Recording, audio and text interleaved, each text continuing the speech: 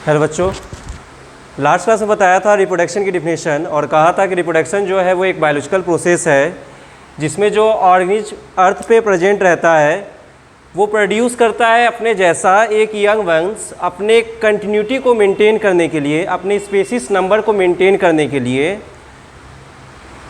और साथ ही साथ ये भी बताया था कि रिप्रोडक्शन के दो टाइप्स होते हैं, एक होता है सेक्सुअल और दूसरा होता है आसेक्सुअल रिप्रोडक्शन। आसेक्सुअल रिप्रोडक्शन की अगर हम बात करें तो वहाँ पर गैमेट फॉर्मेशन वगैरह नहीं होता है, बट सेक्सुअल रिप्रोडक्शन में वहाँ पे गैमेट फॉर्मेशन होता है, वेरिएशंस होता है, बाय पेरेंटल का केस होता है, ये सारी चीज़ें होती हैं। अभी हम लोगों को क्या करना है कि अभी हम लोगों को मेथड देखना है, डिफरेंट मेथड जो होते हैं आसेक्सुअल रिप्रोडक्शंस के। ठीक है, आपको बाइनरी फ्यूजन बताया, आपको बडिंग बताया। अब क्या देखना है कि अगर मैं बात करूं कि बाइनरी फ्यूजन में क्या होता है, तो बाइनरी फ्यूजन जो है बहुत पॉपुलर मेथड है किसका, बैक्टीरिया के रिप्रोडक्शन का।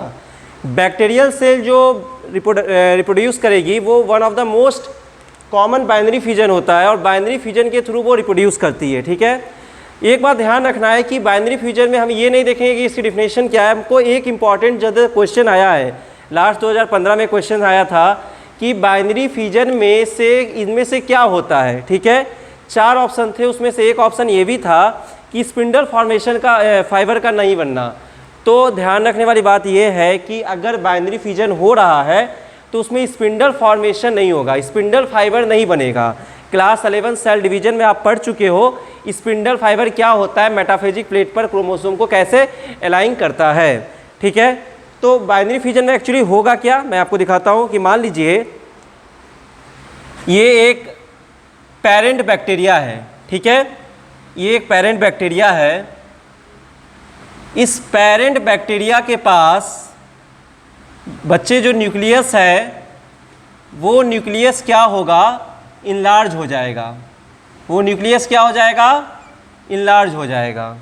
ठीक है, जो पेरेंट बैक्टीरिया के पास जो न्यूक्लियस है वो न्यूक्लियस इनलार्ज हो जाएगा, न्यूक्लियस बड़ा हो जाएगा। ठीक है, थोड़े समय के बाद बच्चे ये जो न्यूक्लियस होगा, ये न्यूक्लियस जो होगा, इस न्यूक्लियस में डिवीजन होगा और इस तरीके से स्ट्रक्चर आप देख सकते हो कि 2 न्यूक्लियस आ गए। हाँ, अब बच्चे आपको पता है कि अगर सेल में न्यूक्लियस है तो ये साइटोप्लाज्म इसका होगा। नेक्स्ट स्टेप में तुम क्या देखते हो कि यहाँ से अब इस तरीके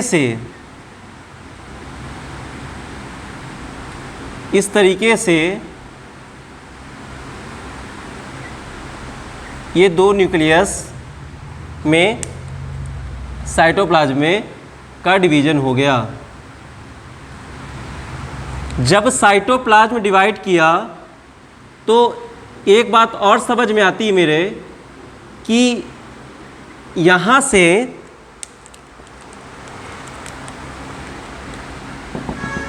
अब डॉटर ऑर्गेनिज्म जो है या डॉटर जो सेल है वो आ सकती है। ठीक है, एग्री करते हो? ये आपके 2 डॉटर सेल आ गए हैं। मैंने जब चैप्टर स्टार्ट किया था तो एक बात और कही थी कि जो सिंगल सेल्ड ऑर्गेनिज्म होते हैं जिनके पास एक ही सेल हुआ करती है, उसमें क्या होता है कि सिंगल सेल्ड ऑर्गेनिज्म में जो इनका सेल डिवीजन होता है, सिंगल सेल्ड ऑर्गेनिज्म के केस में जो इनका सेल डिवीजन होता है वही मीन्स होता है इनके रिप्रोडक्शन का। जो इनका सेल डिवीजन होता है वही मीन्स होता है इनके रिप्रोडक्शन का। और ऐसे केस में एक बात जो हमने कहा था कि एक्सेप्शन होता है, इमॉर्टल हो जाता है ऑर्गेनिज्म, पेरेंट ऑर्गेनिज्म इमॉर्टल हो जाता है और वो अपने डॉटर ऑर्गेनिज्म में अपने बॉडी को ट्रांसफॉर्म्ड कर देता है ना। तो ये बात, इससे पूरे हम एविडेंस इसकी यही है कि आप देखिए बैक्टीरियल सेल में ये पेरेंट था, किस तरीके से न्यूक्लियस इनलार्ज हुआ और न्यूक्लियस क्या डिवीजन हुआ और साइटोप्लाज्मिक डिवीजन हुआ एंड फाइनली 2 डॉटर सेल हमें मिल गई।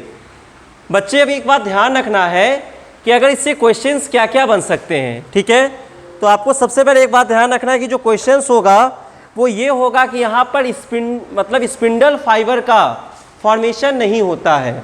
तो विदाउट स्पिंडल फाइबर का यहाँ पे आपको न्यूक्लियर का डिवीजन देखने को मिला, है ना। दूसरी बात, जो पेरेंट ऑर्गेनिज्म था वो कंटिन्यू ट्रांसफॉर्म्ड हो गया किसमें, अपने दो डॉटर ऑर्गेनिज्म में। तो ये बात भी हम लोगों को देखना है ना। साथ ही साथ ये भी देखना है कि जो इसके स्टेप थे, कभी कभी क्या करता है ना, वो उस स्टेप का सीक्वेंस दे देता है कि जैसे parent, nuclear enlargement, nuclear division, cytoplasmic division and finally two daughter cell will be formed. बात समझ में आ रही है। तो ये सारी चीज़ें आप लोगों को समझनी है, देखनी है। चलो मेरी बात, एक तो बात समझ में आ गई कि हम लोग चैप्टर स्टार्ट किए रिप्रोडक्शन इन ऑर्गेनिज्म, और कहा कि ये चैप्टर जो है आने वाले 3 चैप्टर के लिए बेसिक है और आपको सारी बातें इधर मिलेंगी और हम लोग उसको विस्तार रूप से अपने नेक्स्ट 2 चैप्टर में पढ़ेंगे।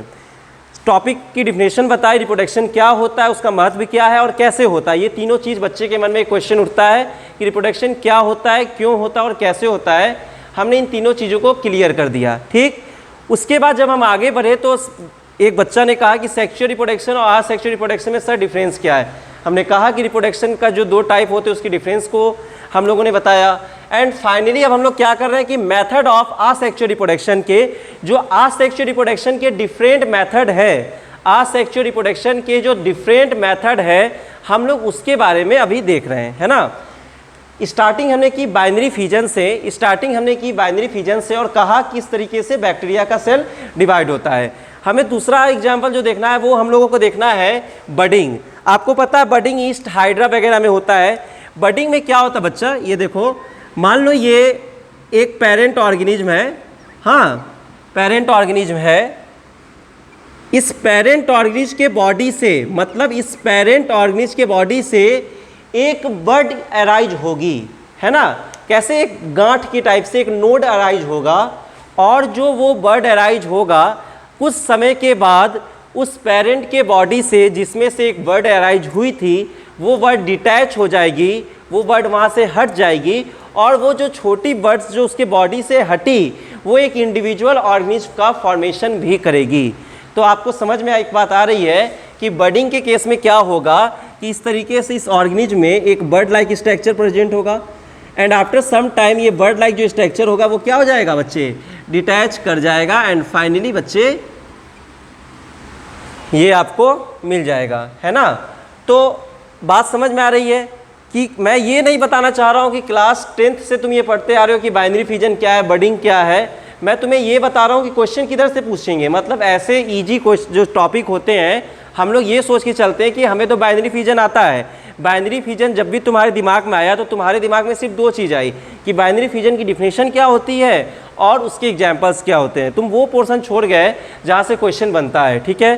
तो जब आप बीइंग अ डॉक्टर आप बनने आप जा रहे हो तो क्वेश्चन जो होगा वो थोड़ा सा लेवल ऊपर रहेगा, और क्वेश्चन ये करेगा कि बताइए इसमें से स्पिंडल फाइबर का फॉर्मेशन किस में नहीं होता है। आपको 4 ऑप्शन दे दिया, ठीक है। अगर आप बाइनरी फिजन को अच्छे से पढ़े होगे तब आपको समझ में आएगा, है ना। तो ये बातें तुम्हें समझ में आ गई कि बाइनरी फिजन क्या है और बडिंग क्या है, कोई दिक्कत यहाँ पे। तीसरी बात हम लोगों को याद करो बाबू कि जब हम लोग प्लांट किंगडम पढ़े थे उसमें जब हम लोग ब्रायोफाइटा वगैरह पढ़ रहे थे, लोअर प्लांट्स पढ़ रहे थे, जब हम लोग पढ़ रहे थे क्रिप्टोगेम्स पढ़ रहे थे, तो वहाँ पे मार्केंसिया का जिक्र सुने होगे तुम। इसमें क्या है कि आपको ध्यान रखना है कि multi cellular bud formed inside gemma cup having 2 lateral notch and give rise to a pair of new plant, ठीक है। तो जब आप पढ़ते थे वहाँ पर किसी पर्टिकुलर स्पेसीज के बारे में ब्रायोफाइट में, ठीक है, तो जब वहाँ पर आप ब्रायोफाइट में पढ़ते थे तो वहाँ पर क्या देखते थे बेटा कि ब्रायोफाइट में आप देखते थे कि जो यहाँ पर रिप्रोडक्शन का मेथड होता है, जो रिप्रोडक्शन का मोड होता है वो 3 तरीके से होता है। किसके तरीके से होता है, सेक्सुअल रिप्रोडक्शन होता था, वहाँ पे वेजिटेटिव रिप्रोडक्शन होता था, एंड फाइनली असेक्सुअल रिप्रोडक्शन होता था ना।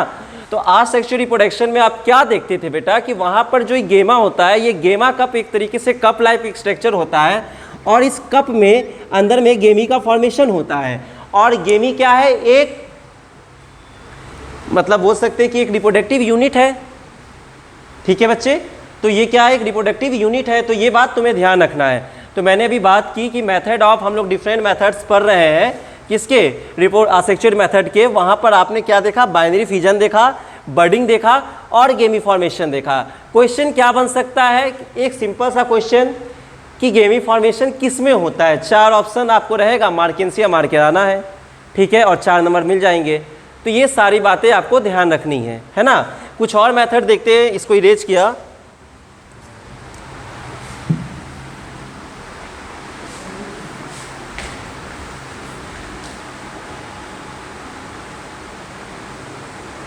अब क्या देखता हूं मैं कि जो मेरा चौथा मेथड है असेक्सुअल रिप्रोडक्शन का, जो मेरा असेक्सुअल रिप्रोडक्शन का चौथा मेथड है वो है आपका जू स्पोर। क्या, जू स्पोर। बच्चे आप जो ये चारों मेथड है आप बायोलॉजिकल क्लासिफिकेशन में और प्लांट किंगडम में थोड़ा पढ़ चुके हो। जू स्पोर में क्या होता है आपको पता है कि पहले ये देख लो कि जू स्पोर किस में होता है। तो जू स्पोर होता है एल्गी में होता है और फंजाई में होता है, ये बात ध्यान रखना है। जू स्पोर किस में होता है बच्चे, एल्गी में होता है और फंजाई में होता है। जू स्पोर जो होता है वो एल्गी में होता है और फंजाई में होता है, ठीक है। और जू स्पोर क्या है आपको पता है कि ये थिन वॉल्ड है, पतला वॉल्ड का रहता है, पिरामिड रहता है, पिरामिडल शेप्ड का रहता है, बायफ्लैजेलेटेड रहता है एंड मोटाइल स्पोर होता है, ठीक है।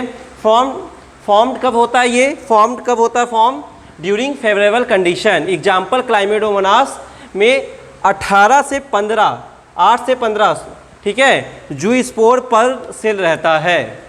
बात समझ गए। जब हमने मेथड ऑफ असेक्सुअल रिप्रोडक्शन के डिफरेंट टाइप किया तो बाइनरी फिजन, बडिंग, गेमी फॉर्मेशन और चौथा है जू स्पोर। तो जू स्पोर आपको एल्गी और फंजाई में मिलेगा बेटा। एल्गी और फंजाई में मिलने के साथ साथ ये क्या होता है, एकदम थिन वॉल्ड होता है, पिरामिडल शेप्ड का होता है और बायफ्लैजेलेटेड का होता है और क्या होता है, मोटाइल स्पोर होता है, ठीक है। और कब फॉर्म होता है, ड्यूरिंग फेवरेबल कंडीशन में होता है। समझ गए। जब कभी भी कंडीशन फेवरेबल होगा ये जर्मिनेट कर जाएगा। एग्जाम्पल किसमें है, क्लाइडोमोनास में और जू स्पोर। क्वेश्चन क्या बन सकता है, क्वेश्चन ये बन सकता है बच्चे इधर से कि बायफ्लैजेलेटेड, एक बात ध्यान रखना है, और मोटाइल, ये दो चीज़ आपको ध्यान रखना है कि जू स्पोर जो होता है वो बायफ्लैजेलेटेड होता है, मतलब इसमें 2 फ्लैजेला होता है, और मोटाइल होता है मतलब ये मूव कर सकता है, ठीक है। तो मेथड ऑफ असेक्सुअल रिप्रोडक्शन में हमने क्या देखा कि जू स्पोर जो होता है वो एल्गी फंजाई में मिलता है, और याद रखने वाली बात क्या थी कि बायफ्लैजेलेटेड होता है और मोटाइल होता है ना। फिर बच्चे देखो एक बात और, उसी तरीके से उसी से मिलता जुलता हुआ एक रिप्रोडक्टिव यूनिट और है जिसे हम लोग कॉनिडिया बोलते हैं। हम लोग उसे क्या बोलते हैं बच्चे, कॉनिडिया बोलते हैं, ठीक है। कॉनिडिया क्या है, कॉनिडिया क्या बच्चे, ये देखो कॉनिडिया क्या है, conidia are spherical, non flagellate and non motile. बेटा ये बहुत बड़ी चीज़ है। मैं अगर बोलूँ तो कॉनिडिया के बारे में कि कॉनिडिया जो है, आपको एक बात ध्यान रखना है कि जू स्पोर से किस एस्पेक्ट में कॉनिडिया डिफरेंट है। तुम उधर क्या देखते हो, जू स्पोर में क्या देखते हो, जू स्पोर जो है वो बायफ्लैजेलेटेड है और मोटाइल है, ठीक है। बट आपको यहाँ पर देखना है in case of conidia, conidia जो है वो नॉन फ्लैजेलेटेड है एंड नॉन मोटाइल है, और एक यूनी या बायन्यूक्लिएटेड पिगमेंटेड स्पोर फॉर्म्ड होता है, ठीक है। और कैसे होता है, बेसिपेटलस सक्सेशन में। मार्फोलॉजी में एक्रोपिटल सक्सेशन और बेसिपेटल सक्सेशन आप पढ़े होगे, है ना, ओल्ड ऊपर नीचे लोअर, ये तो आपको उसी तरीके से बेसिपेटल सक्सेशन में ये फॉर्म्ड होता है। तो ध्यान रखने वाली बात आपको ये जानना पड़ेगा कि क्वेश्चन यहाँ से अराइज हो सकता है। क्वेश्चन बेटा अराइज यहाँ से ऐसे हो सकता है कि बताइए चलिए मुझे कि इसमें से कौन सा जो स्ट्रक्चर है, कौन सा स्ट्रक्चर जो है नॉन मोटाइल और फ्लैजेलेटेड है। तो आपको ये डिफरेंसेस पता होना चाहिए कि कॉनिडिया जो है वो नॉन मोटाइल, नॉन फ्लैजेलेटेड है, जबकि जू स्पोर मोटाइल और फ्लैजेलेटेड है, बल्कि बायफ्लैजेलेटेड है, ठीक है। अगर आप एक बात ध्यान रखिएगा, अगर आपका कॉनिडिया अनब्रांच्ड रहता है, कॉनिडिया अगर क्या रहता है, ब्रांचिंग कॉनिडिया में नहीं होती है, अनब्रांच्ड कॉनिडिया रहता है, उसे हम क्या बोलते हैं, हम लोग क्या बोलते हैं, मोनोवर्टिसिलेट बोलते हैं, और इधर क्या बोलते हैं, बायवर्टिसिलेट बोलते हैं। तो ये आपको ध्यान रखने वाली बात है कि जो इस कंडीशन में हम लोग क्या देखते हैं कि मोनोवर्टिसिलेट एंड बायवर्टिसिलेट्स जो होते हैं बच्चे, ये चीज़ें आपको यहाँ पे मोनोवर्टिसिलेट और VER वर्टी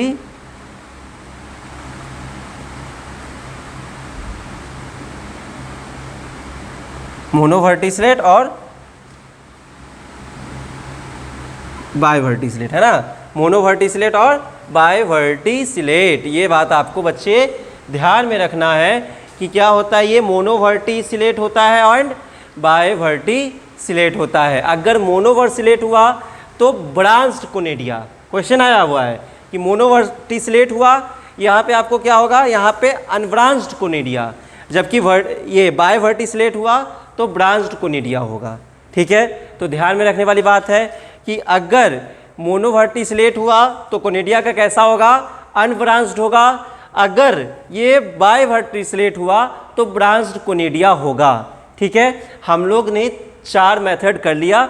अब हम आप लोगों को बताते हैं वेजिटेटिव प्रोपोगेशन। बेटा आप लोगों को पता है कि वेजिटेटिव प्रोपोगेशन भी जो है वो एक तरह का क्या है, रिप्रोडक्शन का ही, असेक्सुअल रिप्रोडक्शन का टाइप है, जहाँ पर प्लांट के पार्ट से बिना इन्वॉल्वमेंट, सीड के बिना इन्वॉल्वमेंट से हम लोग क्या देखते हैं कि पूरा का पूरा न्यू प्लांट कैसे डेवलप हो जाता है।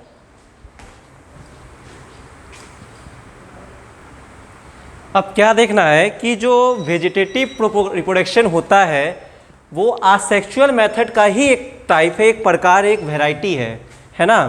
इसमें हम लोगों को ये देखना है कि सबसे पहले जानो कि वेजिटेटिव रिप्रोडक्शन क्या होता है। वेजिटेटिव रिप्रोडक्शन का तो मतलब तुम समझ गए, रिप्रोड्यूस।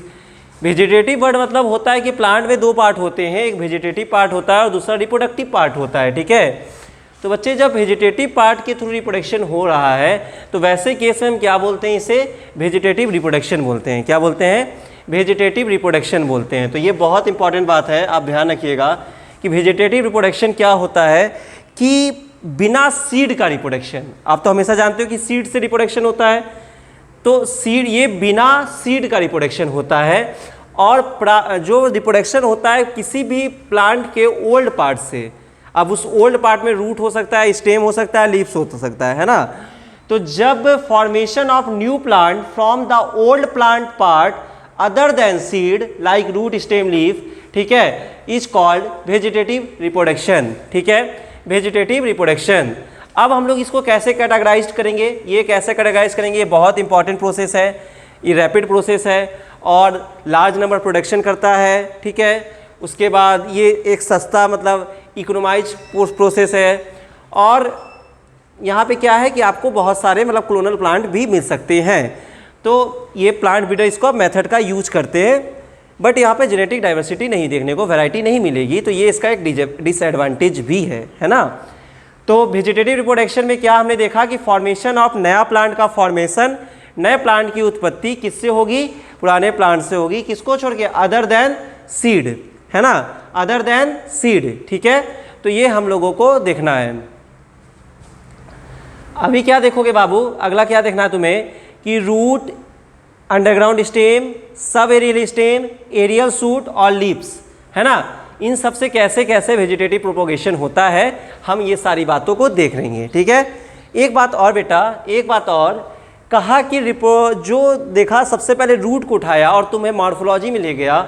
मॉर्फोलॉजी में कहा कि रेडिकल से रूट बनता था, रूट के 2-3 टाइप हुआ करते थे, tap root system, fibrous root system, adventitious root system. ठीक है, तो टैप रूट सिस्टम का अगर बात करें तो पॉपुलस एग्जाम्पल है।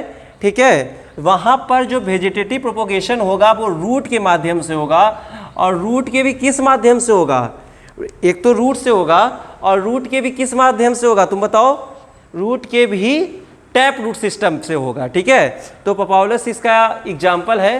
एंड एडवेंचियस रूट की अगर हम बात करें तो डालिया एग्जाम्पल है इसका। और क्या होता है कि radical buds are develop on the root, root पे एक रेडिकल बर्ड डेवलप हो जाती है। मान लीजिए ये रूट है, इस तरीके से अगर रूट है, ठीक है, इस रूट पे एक रेडिकल बर्ड डेवलप हो जाती है और ये बर्ड आगे जाके डिटैच करके एक न्यू प्लांट की फॉर्मेशन कर लेगी।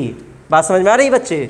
मैंने आपसे कहा कि हमने वेजिटेटिव प्रोपोगेशन स्टार्ट किया और वेजिटेटिव प्रोपोगेशन का मतलब यही होता है कि नए प्लांट का उत्पत्ति, नए प्लांट का आना किसी पुराने प्लांट के पार्ट से। ठीक है, ये बहुत इंपॉर्टेंट है और it is a type of asexual method. Vegetative reproduction is a type of asexual method बेटा। और मैंने साथ ही साथ कहा कि formation of new plant from the old plant part other than seed like root stem leaf, ठीक है, ये चीज़ आपको समझनी है, ठीक है। उसके बाद root, underground stem, sub aerial stem, aerial shoot, leaves, ये इसके वैरायटी ऑफ टाइप्स है। इन सारे पार्ट से नए प्लांट की उत्पत्ति हो सकती है। इसमें मैंने सीड का तो नाम नहीं लिया बेटा, सीड तो इधर है नहीं।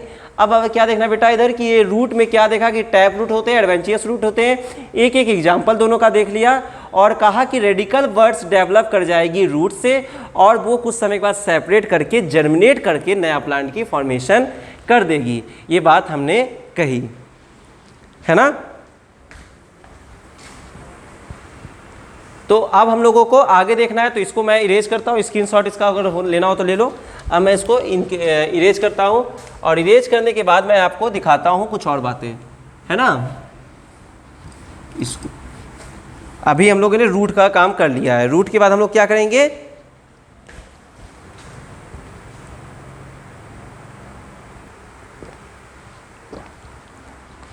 अब तुम्हें मैं एक बार फिर से मॉर्फोलॉजी के पास ले चलता हूँ। मॉर्फोलॉजी ऑफ फ्लावरिंग प्लांट में कहा कि बच्चे आपने रेडिकल से रूट सीखा था और प्लूम्यूल से शूट सीखा था और वहाँ पे डिफरेंट मॉडिफिकेशन देखी थी, है ना। तो क्वेश्चन जो एक मॉर्फोलॉजी का एक पार्ट और एक ये वेजिटेटिव प्रोपोगेशन का पार्ट, बच्चे क्या करते हैं ना कि रनर की डिफिनेशन याद करने लगते हैं, राइजोम की डिफिनेशन याद करने लगते हैं, सकर क्या होता है, ये सारी चीज़ें याद करने लगते हैं। देखो बच्चे क्वेश्चन जो पूछेगा वो मॉडिफिकेशन के एग्जाम्पल से क्वेश्चन पूछेगा और जहाँ कहीं पे एक दो में, है ना, कुछ बात अगर जानने वाली हो तो मैं तुम्हें बता दूंगा, तो तुम्हें एग्जाम्पल्स याद रखने हैं। और अभी मैं एक ट्रिक बताऊंगा, तो ये पूरी जो लाइन है ना, अभी चार ये और अभी हम लोग आगे भी इस चीज़ को थोड़ा सा कंटिन्यू करेंगे, तो वो सबको भी हम लोग क्या कर लेंगे, कंटिन्यू करते चलेंगे, है ना। अभी देखो वेजिटेटिव रिप्रोडक्शन में आपको कहा था कि नए प्लांट का फॉर्मेशन पुराने प्लांट के किसी ओल्ड पार्ट से होता है और वैसे केस में हम क्या देखते हैं कि अंडरग्राउंड रूट हमने पढ़ा, कहा रूट, टैप और एडवेंचियस के बारे में बताया कि उसके बाद हमने अंडरग्राउंड स्टेम का करा और अंडरग्राउंड स्टेम के चार मॉडिफिकेशन, अंडरग्राउंड स्टेम के चार मॉडिफिकेशन पढ़ने हैं। कॉम पढ़ना है, राइजोम पढ़ना है, ट्यूबर पढ़ना है, बल्ब पढ़ना है, ठीक है। और सब एरियल स्टेम के भी कितने मॉडिफिकेशन पढ़ने हैं, चार पढ़ने। कौन कौन से, स्टोलेन, ऑफसेट, रनर, सकर, है ना। तो बच्चे क्या याद रखना है, आपको कुछ नहीं याद रखना, आपको सिर्फ और सिर्फ एग्जाम्पल्स याद रखने हैं। आप क्वेश्चन बैंक उठाकर देख लो, एग्जाम्पल ही पूछेगा, ठीक है। कॉम क्या है बच्चे, कॉम में आपका कोलोकेशिया होता है, एमरंथस, ये एमार्फोफेलस होता है, ये एग्जाम्पल है, आपको याद रखना है। राइजोम के जिंजर होते हैं, ठीक है। यहाँ पे राइजोम जो होता है उसका, यहाँ पे राइजोम का क्या होता है बच्चे, जिंजर होता है। राइजोम का क्या होता है बच्चे, जिंजर होता है। तो ये सब चीज़ें आपको ध्यान रखना है। राइजोम का क्या होता है, जिंजर होता है। उसके बाद ट्यूबर होता है, बल्ब होता है। तो बल्ब का ओनियन गार्लिक होता है प्याज में, और लहसुन में आप पढ़ चुके हो मॉर्फोलॉजी में ये सारी बातें। तो ध्यान रखना बेटा कि कॉर्म, राइजोम, ट्यूबर, बल्ब, ये किसका है, अंडरग्राउंड स्टेम का है। और मैं भी तुम्हें एक ट्रिक बताऊंगा, उससे तुम सारे को याद कर सकते हो, है ना। उसके बाद क्या देखना बच्चे, बोलो फटाफट। हम लोगों को सब एरियल मॉडिफिकेशन पढ़ना है। क्या पढ़ना है, सब एरियल मॉडिफिकेशन। और इसमें क्या देखना है कि सब एरियल में stolon, strawberry, offset, Pistia, runner, धूपग्रास, साइनोडॉन, डैक्टिलॉन, ठीक है, सकर, पाइनएप्पल, ये सारी चीज़ें चार एग्जाम्पल इधर से भी याद रखने, ठीक है। तो कॉम का कॉलकेसिया याद हो गया, राइजोम का जिंजर, टर्मरिक, और ट्यूबर का पोटैटो, है ना। ट्यूबर का क्या होगा आपका बच्चे, पोटैटो होगा। और साथ ही साथ आपका बल्ब का क्या होगा, बल्ब का बोला फटाफट। बल्ब जो होता है, बल्ब का आपका हो जाएगा प्याज और लहसुन, ओनियन, गार्लिक। और उधर की अगर देखो तो स्टॉलेन में आपका स्ट्रॉबेरी हो जाएगा, पिस्टिया आपका ऑफसेट हो जाएगा, रनर आपका डूब ग्रास है, एंड सकर, पाइनएप्पल। तो ये सारी चीज़ें आपको याद रखनी है। और एक चीज़ याद रखना है कि वो ऑफसेट पिस्टिया के साथ साथ वाटर हाइसिंट में भी होता है, और वाइसर हाइसिंट को टेरर ऑफ द बंगाल के नाम से जानते हैं। Terror of Bengal water hyacinth को इसलिए कहते हैं क्योंकि एक इन्वेसिव वीड है, और इन्वेसिव वीड जो होता है वो ड्रेन कर लेता है क्या बेटा, ऑक्सीजन को, जो कि लीड करता है किसका, फिश की डेथ को लीड कर लेता है, lead of death of fishes. तो ये एक बात ध्यान रखना, क्वेश्चन पूछता है कि वाटर हाइसिंथ में से टेरर ऑफ बंगाल को किसको जानते हैं, तो वाटर हाइसिंथ को जानते हैं। और क्या है, ये एक इन्वेसिव वीड है, बहुत ज़्यादा फैला हुआ वीड है, और ये वीड क्या करता है, ऑक्सीजन को ड्रेन कर लेता है, जो कि लीड करता है फिश की डेथ को कर लेता है। तो बाबू हमने क्या क्या पढ़ लिया, हमने रूट पढ़ लिया, हमने क्या पढ़ लिया, अंडरग्राउंड स्टेम पढ़ लिया, हमने सब एरियल स्टेम पढ़ लिया। अब हम लोग पढ़ते हैं एरियल सूट। अब क्या पढ़ेंगे बच्चे, एरियल सूट पढ़ते हैं।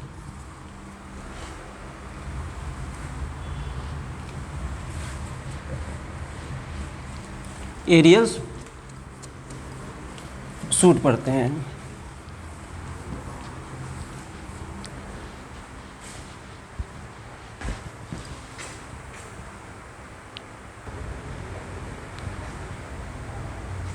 चौथे मेथड पर बताया बच्चे कि आपको पता है चौथा जो होता है वो एरियल सूट होता है। चौथा क्या होता है, एरियल सूट होता है। तो जो सूट आपका एयर में रहे एरियल सूट बोलते हैं उसे। मार्फोलॉजी की सारी बातें हैं। मुझे सिर्फ और सिर्फ यहाँ पे एग्जाम्पल्स आपको याद रखवाने हैं, और हम लोग जब रिवीजन करेंगे क्लास 11th का तो उसमें सारी चीज़ों को मैं मार्फो पढ़ाऊँगा तो समझा दूंगा। अभी क्या तुम्हें ध्यान रखना कि एरियल सूट जो होता है उसका एग्जाम्पल क्या होता है, शुगर केन होता है। जो एरियल सूट होता है उसका एग्जाम्पल क्या होता है, शुगर केन होता है ना। तो शुगर केन का आपको ध्यान में रखना है। उसके बाद आपको उसी तरीके से एरियल सूट के बाद अगला आपको ध्यान रखना है, जैसे शुगर केन ये ध्यान रख लिए। उसके बाद आपको क्या समझना है बेटा, एक आपको चीज़ और ध्यान देना है कि यहाँ पर आपको बल्बिलिस ध्यान देना है। बल्बिलिस जो होता है वो यहाँ पर देखना है, ठीक है। जो बल्बिलिस होता है, बल्बिलिस फ्लैसी लीफ है एक तरीके का, और अगेब में पाया जाता है। और last but not the least turions देखना है, जो कि एक्वेटिक वर्ड्स है, जिसको पोटेमोगेटन में पाया जाता है, और ये एक्वेटिक प्लांट है एक तरीके का पोटेमोगेटन। और पोटेमोगेटन में क्या भी हमको देना है कि ट्यूरियंस जो होता है वो इसमें होता है, और उसके बाद बल्बिस जो होता है वो अगेब में होता है। ये क्वेश्चन एक बार पूछा है कि ट्यूरियंस या बल्बिस में से आपको किधर चुनना है, मैच दी कॉलम में आया था बाबू, तो इसलिए मैंने यहाँ पे रखा। मैं आपको बोल रहा हूँ कि मेरे जो नोट्स होते हैं वो कुछ नहीं है, जितने भी क्वेश्चन आए हुए हैं अभी तक, नीट जब से हो रहा है या PMT से लेकर सब तब तक, वहाँ से लेकर अभी तक के सारे क्वेश्चंस को मैंने नोट्स के फॉर्म में फ्रेम किया है ना। तो आपको सीधे क्वेश्चंस जब आप बनाने बैठोगे तो ये बात आपको पता चलेगा। तो ये क्वेश्चंस इधर से पूछता है, ट्यूरियंस वगैरह से क्वेश्चंस इधर पूछता है, ठीक बच्चे। ये सारी बातें तो तुम्हें बता दिया कि एरियल सूट वगैरह क्या होता है, शुगर केन क्या होता है, बल्बिस क्या होता है, लीव्स क्या होता है, अगेब क्या होता है, ट्यूरियंस क्या होता है। एक बात बाबू तुमको ध्यान रखना कि सर ये सब याद कैसे होगा, तो मैंने एक ट्रिक बनाई है, फनी ट्रिक है, तो इसका लॉजिक मत ढूंढने लगना कि लॉजिक क्या होता है। तुम लोग तो लॉजिस्टिक इंसान हो कि लॉजिक ढूंढने लगोगे। तो है कि कोहड़ी, एक आदमी का नाम है कोहड़ी, है ना, कोहड़ी टू बल्ब स्टॉलन, ठीक है ना, ऑफ RS A billion 10। मतलब ऐसे कह सकते हो कि एक कोहड़ी है जो कि एक A billion 10 का बल्ब को चुरा लिया है ना।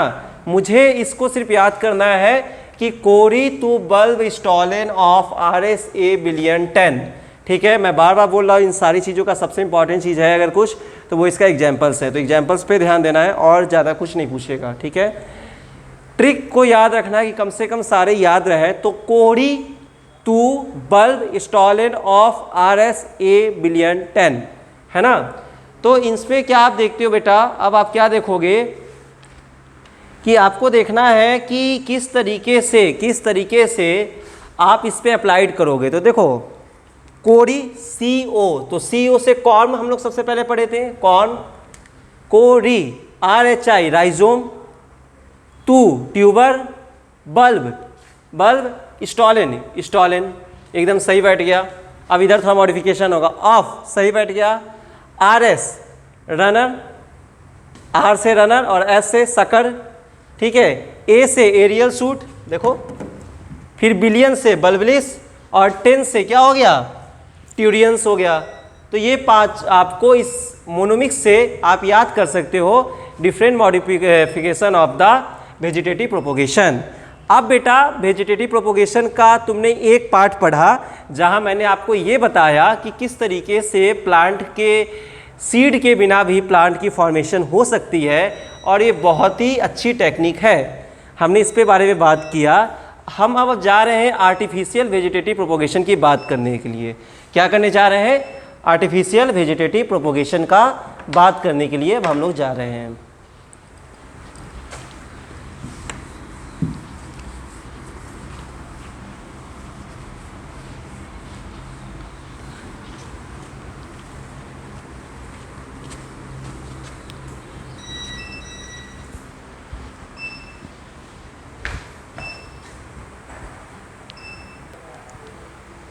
जब बच्चे वेजिटेटिव प्रोपोगेशन कहा कि आसेक्चुअल मेथड का ही एक टाइप है और उसकी बात करने लगे और कहा कि नए प्लांट की उत्पत्ति पुराने प्लांट के किसी पार्ट से होती है, तो उसके बाद नेचुरल मेथड के बाद आर्टिफिशियल मेथड आने लगा, जिसके हम लोग करवाते हैं अपनी सुविधा के अनुसार करवाते हैं।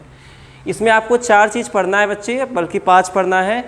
कटिंग है, लेयरिंग है, ग्राफ्टिंग है, ये ठीक है ना, ये सारी चीज़ें आपको देखनी है।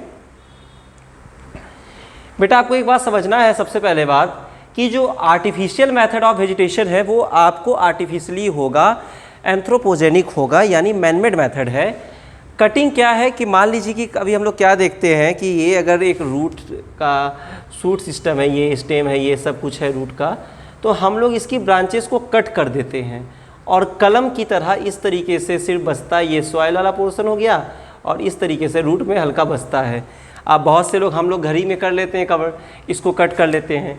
तो जब कटिंग होती है, मतलब कह सकते हो तुम ये कि यूज करते हैं प्लांट का लीफ, स्टेम और रूट को नए प्लांट के फॉर्मेशन के लिए, तो उसे हम वेजिटेटिव प्रोपोगेशन का आर्टिफिशियल मेथड में कटिंग के नाम से जानते हैं।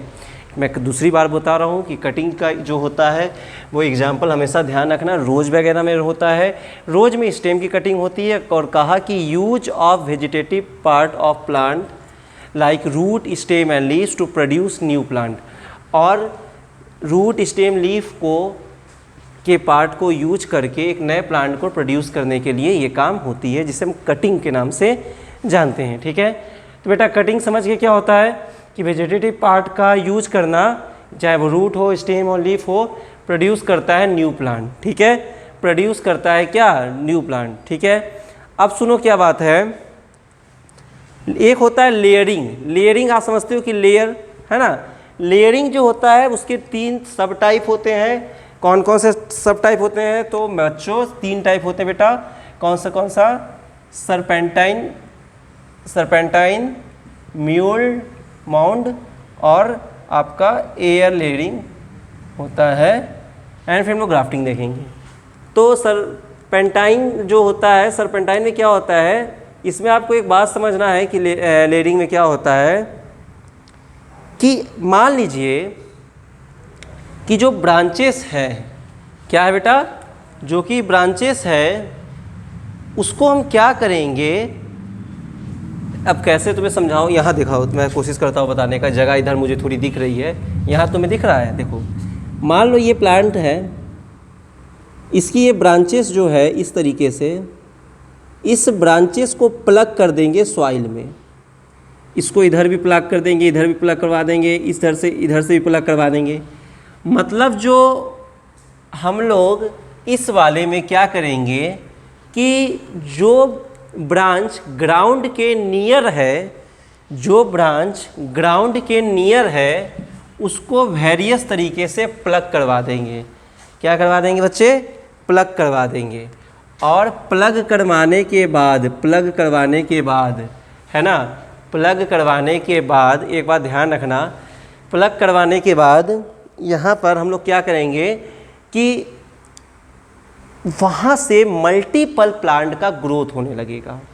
ध्यान रखना कि सरपेंटिव लेयरिंग में एक बात होती है कि उस जो मतलब एक प्लांट है उसकी जो ब्रांच एकदम ग्राउंड से नीचे है, उन सारी ब्रांच को मल्टीपल जगह, मेरी बात समझना, मैं बार बार एक शब्द बोला मल्टीपल जगह जब हम उसको प्लग्ड कर देंगे, गाड़ देंगे, खोद के गाड़ देंगे, है ना, उसके बाद वहाँ से मल्टीपल प्लांट भी रिलीज होंगे। मल्टीपल प्लांट्स भी निकलेंगे, है ना बेटा। तो ये बात आपको समझनी है कि मल्टीपल प्लांट्स आपको निकलेंगे, ठीक है। उसके बाद दूसरी बात तुम्हें समझना है बाबू कि एयर लेयरिंग क्या होता है। एयर लेयरिंग, उसको घुट्टी भी बोलते हैं, गुट्टी भी बोलते हैं गांव देहात में, ठीक है। एयर लेयरिंग में क्या होता है या अच्छा ये मूंड बचा, देखो यहाँ पे क्या देखा मैंने, क्या बताया कि जो ब्रांच ग्राउंड के नियर है, जो ग्राउंड के करीब है जो ब्रांच, उसको हम वेरियस तरीके से गाड़ देंगे और वहाँ से मल्टीपल प्लांट का फॉर्मेशन होने लगेगा। ये बात ध्यान रखना, ठीक है। उसके बाद बेटा दूसरी बात तुम्हें ध्यान रखनी है कि जब मूंड लेयरिंग होगा, तो इसमें क्या होगा कि जनरली बच्चे इसको हम एक ही जगह गाड़ पाएंगे। मूंड लेयरिंग में क्या गाड़ पाएंगे, जब हम इसको क्या कर पाएंगे, सॉइल में किसी एक ही प्लांट पे प्रोड्यूस कर पाएंगे, गाड़ पाएंगे, एक ही जगह पे कर पाएंगे और उसके बाद यहाँ पर उसी एक जगह से बहुत सारे प्लांट निकलेंगे, बहुत सारे प्लांट की ग्रोथ हो जाएगी। एक जगह पे एक प्लांट निकलेगा। किसके केस में निकलेगा बहुत सारा प्लांट, इसमें क्या निकलेगा, एक। इसके केस में क्या बताया कि उसको गाड़ा और बहुत जगह से बहुत सारे प्लांट लगे, मल्टीपल जगह, ठीक है। बट यहाँ ध्यान रखिएगा, यहाँ क्या होता है, यहाँ पे आपका मल्टीपल होता है, प्लांट मिलेंगे, लेकिन यहाँ पे क्या मिलेगा, जितना जगह गाड़िएगा मतलब one plugging one plant, one plugging one plant, one plugging one plant, तो ये आपको मिल जाएगा। ये सारे डिटेल्स नोट्स में है आपके, टेंशन मत लेना। सरपेंटाइन जो हो गया, ये मूड हो गया, और उसके बाद एयर लेयरिंग भी आप देख ही लिए हो, है ना, एयर लेयरिंग वगैरह भी समझ गए। अब क्या करना बेटा बताओ, ये एग्जांपल देख लो, ऑरेंज लीची वगैरह, ये इसका होता है एयर लेयरिंग का। एयर लेयरिंग में क्या होता है कि ब्रांचेज एब्सेंट होती हैं, ठीक है, ब्रांचेस एब्सेंट होती हैं, और जो ग्राउंड के पास की जो मेन ब्रांच है उस पर क्या करते हैं, क्ले, एक मिट्टी होता है, फ्लेक्सिबल मिट्टी होता है जिसको तुम किसी भी तरीके से यूज कर लो, वो अपना शेप बना लेता है। उस क्ले वाली मिट्टी को, उस क्ले मिट्टी को हम क्या करते हैं कि उस क्ले मिट्टी में पॉलीथीन, उसके बाद आपका क्या, कुछ फाइटो हार्मोन्स, जैसे कि आपका IBA NAA आप पढ़े होगे फाइटो हार्मोन्स, उस सारे फाइटो हार्मोन्स को मिलाकर उस पर इसको बांध देते हैं, और बांधने के बाद वहाँ से कुछ समय के बाद वहाँ से क्या हो जाता है, प्लांट की उत्पत्ति होने लगती है, जो कि आपका एयर लेयरिंग में हुआ। मैंने बात कहा कि कटिंग, प्लांट को काट दीजिए, उसके बाद वहाँ निकल जाएगा। लेयरिंग क्या हुआ ये आप समझ गए। और सरपेंटाइन लेयरिंग क्या है, सरपेंटाइन लेयरिंग भी समझ गए। उसके बाद मूंड लेयरिंग क्या है, ये तुम्हें देखना है। मूंड लेयरिंग बताया कि वन प्लगिंग वन प्लांट, यहाँ पे मल्टीपल प्लगिंग मल्टीपल प्लांट, यहाँ पे ब्रांच एब्सेंट, क्ले में आपको IBA NA हार्मोन्स वगैरह, पॉलीथीन वगैरह को बांध कर आप कर दीजिए, तो वहाँ से नया लेयरिंग स्टार्ट हो जाती है। ऑरेंज और लीची में पाया जाता है। उसके बाद ग्राफ्टिंग देखना है, और ग्राफ्टिंग को भी थोड़ा सा हम लोगों को डिटेल में भी अभी देखना है। ग्राफ्टिंग को, ग्राफ्टिंग क्या है, वो रोज और लेमन में होता है। क्या है, a method of formation of new plant of good quality through combination of two plant. मतलब मुझे एक, जैसे कि जेनेटिक डाइवर्सिटी क्या होती थी, रिकॉम्बिनेंट DNA क्या है, रिकॉम्बिनेंट DNA यही है कि मुझे दो अच्छे ऑर्गेनिज का जीनोम को मिलाकर एक नया जीनोम कंस्ट्रक्ट करना है ना, एक नया ऑर्गेनिज बनाना है। ये आर्टिफिशियल मेथड है, लेकिन यहाँ पर हमको दो अच्छे प्लांट को लेकर एक अच्छा प्लांट बनाना है। उस प्रोसेस को हम लोग ग्राफ्टिंग बोलते हैं। और ग्राफ्टिंग में बच्चे आपको समझना पड़ेगा, थोड़ी सी बातें ग्राफ्टिंग में भी हम लोग और करेंगे, ग्राफ्टिंग में भी बातें और करेंगे, है ना। और ग्राफ्टिंग में देखेंगे कि क्या क्या हम लोगों को अभी देखना है। तो पहले इसको इरेज कर देता हूँ बच्चे।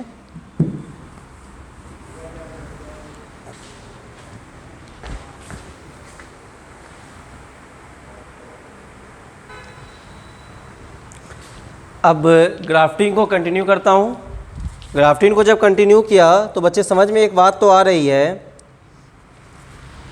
कि इसके ग्राफ्टिंग के मैंने क्या कहा कि दो अच्छे वैरायटी के प्लांट को मिलाइए और एक बहुत अच्छा प्लांट का फॉर्म हो जाएगा। ग्राफ्टिंग में क्या बात याद रखना है कि स्टॉक और साइक्योन दो पार्ट होते हैं। इसको स्टंप या ग्राफ्ट भी बोलते हैं। तो इन दोनों में क्या क्या होता है, बस आपको एक छोटी सी बात ध्यान रखना कि ग्राफ्टिंग का दो केस है, स्टॉक और ये साइक्योन है। स्टंप और ग्राफ्ट बोलते हैं। स्टॉक जो होता है वो रूट वाला होता है, जिसमें बेल डेवलप, रूट सिस्टम डेवलप हो, और इसमें क्या होता है, सूट सिस्टम वेल डेवलप ज़्यादा हो, और इसी में से तो फ्लावर निकलेगा, फ्लावर तो सूट से निकलता है, मॉडिफाइड सूट। तो बच्चे आपको ध्यान रखना है कि स्टॉक जो होता है वो रूट सिस्टम का होता है और साइगॉन जो होता है वो सूट सिस्टम होता है। तो ये दो बात आपको ध्यान रखनी है, ठीक है। उसके बाद बच्चे हमने क्या देखा कि ग्राफ्टिंग में ये खत्म हुआ, और उसके बाद वेजिटेटिव रिप्रोडक्शन थ्रू लीव्स। तो आपको पता है कि लीव्स में कुछ इस तरीके का स्ट्रक्चर होता है इसका, ब्रायोफाइलम का लीफ का, और इस ब्रायोफाइलम लीफ से यहाँ पर बर्ड्स निकलता है, एंड बर्ड्स जो होता है वो फाइनली नया प्लांट की फॉर्मेशन कर देता है। तो ये आप जानते हो पहले से। तो इसमें क्या है कि vegetative reproduction through leaves bryophyllum होता है, और ब्रायोफाइलम जो है buds developing at the knots of leaf margin, ठीक है, लीफ मार्जिन से होता है, और वो फाइनली डेवलप क्या करता है, कर देता है। तो ये बात आपको ध्यान रखना है मेथड ऑफ ग्राफ्टिंग में। मैं सारी बातों को कंक्लूड कर देता हूँ जल्दी से। हमने चैप्टर स्टार्ट किया रिप्रोडक्शन में हमने कहा कि रिप्रोडक्शन की जो डिफिनेशन है वो तैयार की, फिर कहा सेक्सुअल और आसेक्सुअल रिप्रोडक्शन दो तरीके के होते हैं। आसेक्सुअल रिप्रोडक्शन के आज हमने टाइप्स कर लिए, आज हमने क्या कर लिया, टाइप्स कर लिया। हमने बाइनरी फिजन किया, बर्डिंग किया, फिर गैमी फॉर्मेशन किया, कॉनिडिया किया, जू स्पोर किया, है ना।